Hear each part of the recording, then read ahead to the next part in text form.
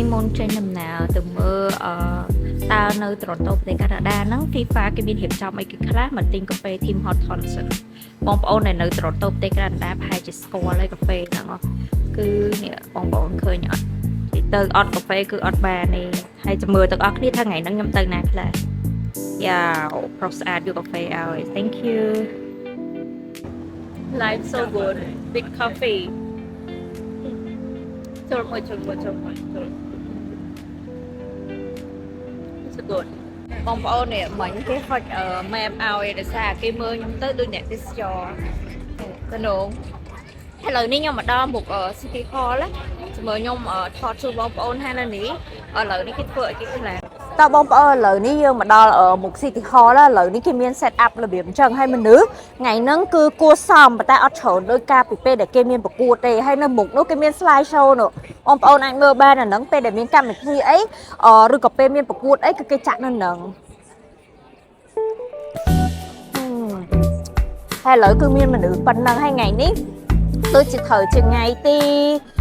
21 ខែ 6 2026នេះមកមើលកន្លែងគេរៀបដូចជាប្រភេទតារាងបាល់ទូចមួយអញ្ចឹងណានៅមុខ City Hall ហ្មងគឺគេមានលេងបាល់មានក្មេងៗប្រកួតបាល់គ្នាហើយដូចបងប្អូនឃើញអញ្ចឹងកន្លែងហ្នឹងពីមុនគឺជាទឹកទេ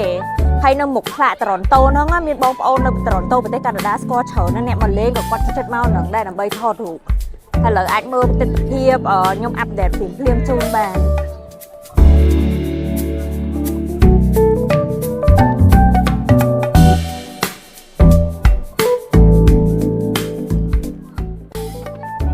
បងប្អូនមកមើល map មួយខ្ញុំនេះពេលមកដល់ហ្នឹងគេមានគេចែករបៀបជា map នៅត្រឡប់តូហ្នឹងឲ្យយើងមើលអញ្ចឹងណាហើយយើងអាចមើលបានហើយយើងចង់ទៅណាធ្វើអីគេខ្លះមាន activity អីគេខ្លះឥឡូវនេះនៅនេះអូមើលមាននិយាយទៅក្មេងៗគាត់លេងបាល់គាត់លេងអីគាត់សប្បាយមែនតើ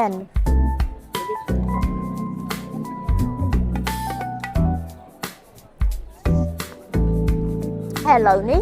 យើងមកដល់ផ្នែកខាងនេះវិញផ្នែកដែលខ្ញុំនិយាយថាមានគេប្រចាំង slide សម្រាប់ការប្រកួតមួយគឺគេមកហូរជុំគ្នានៅហ្នឹងហ្មងតែខ្ញុំស្ដាយលើកមុនគេមានប្រកួតរបស់កាណាដាតែខ្ញុំអត់បានមក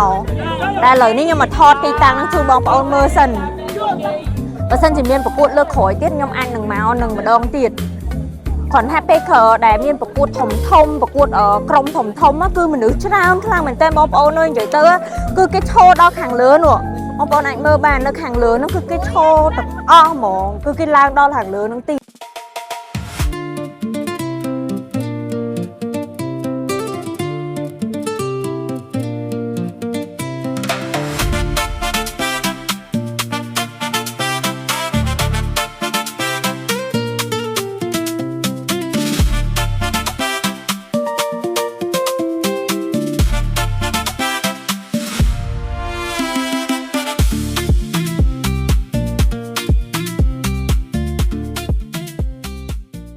អាចមើលslide ខាងក្រោយខ្ញុំបានណា slide ហ្នឹងគឺគេប្រចាំងរបៀបពេលដែលគេមានប្រកួតអីចឹងគឺគេប្រចាំងនៅហ្នឹងហ្មងអញ្ចឹងគេចូលមើលគឺ free អត់មានអស់លុយទេនេះ slide នៅមុខនោះធំហ្មងគេដាក់លើឆាឲ្យយើងអញ្ចឹងហ្មងហើយ fan គឺគាត់ឈរពេញបាល់ម៉ោង3ប៉ុន្តែខ្ញុំមកនេះរៀងចិត្តចប់ទៅប្រហែល20នាទីអីទៀតបងប្អូនអាចមើលបានមនុស្សគឺមកអត់សូវច្រើនដូចពេលកាណាដាលេងបងប្អូនតែក៏នៅតែមានមនុស្សដែរចឹងខ្ញុំថតពីលើជូនបងប្អូនមើលហ្មងថាទស្សនវិជ្ជានៅមុខ City Hall ហ្នឹងថ្ងៃអាទិត្យហ្នឹងតើមនុស្សច្រើនអត់ហើយមានគេមកមើលច្រើនអត់ចឹងណាប៉ុន្តែជាទូទៅតើតែក្រុមរៀងល្បីឬក៏ក្រុមខាង team កាណាដាទើបមានមនុស្សមកច្រើនជាងហ្នឹងឥឡូវហ្នឹងគេពងលេងនោះហើយគេមានប៉ូលីសគេបងប្អូនអាចមើលទៅនឹងបានឃើញមានប៉ូលីសមើលសុវត្ថិភាពអ្នកមើលអ្នកអីចឹងណាព្រោះធម្មតាតែមនុស្សច្រើនវារៀងញ៉ៃតិចអីអាចមើលទស្សនវិជ្ជានឹងបាន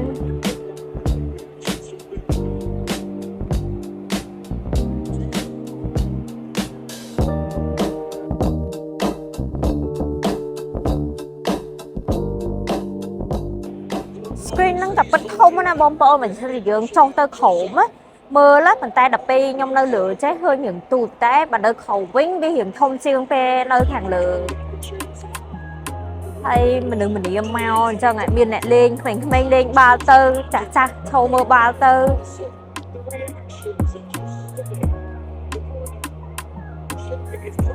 cha miền chỉ cắt thiên hiện cái đá hành này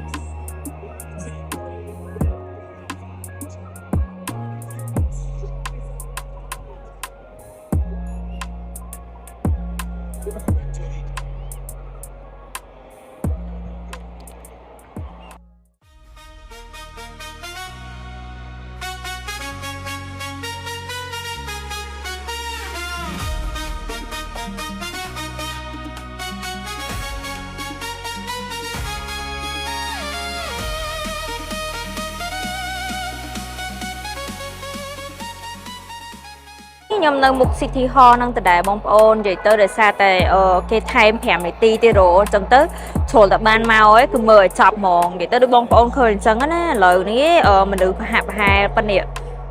vậy tới cái pung tập bạc đây nè cái pung tập mơ nó hay chăm mơ quả lời nó sồn chẳng ở to miền này cái châu tế mình to miền trong na châu tế trong bóng ôn này mơ bàn từ tập hiệp top to nơi Toronto bên tây Canadaបងប្អូនមើលឡើងក្តៅចេះតែម្ដងហើយនេះដីខ្ញុំកំពុងតែថតចាំមើលនីតិ5នាទីទៀតតើក្រុមណាឈ្នះហើយឥឡូវនេះខ្ញុំនៅខាងលើនេះគឺអត់សូវមានមនុស្សទេនិយាយទៅនេះដោយសារតែដូចខ្ញុំនិយាយអញ្ចឹងក្រុមដែលអត់សូវល្បីមនុស្សមើល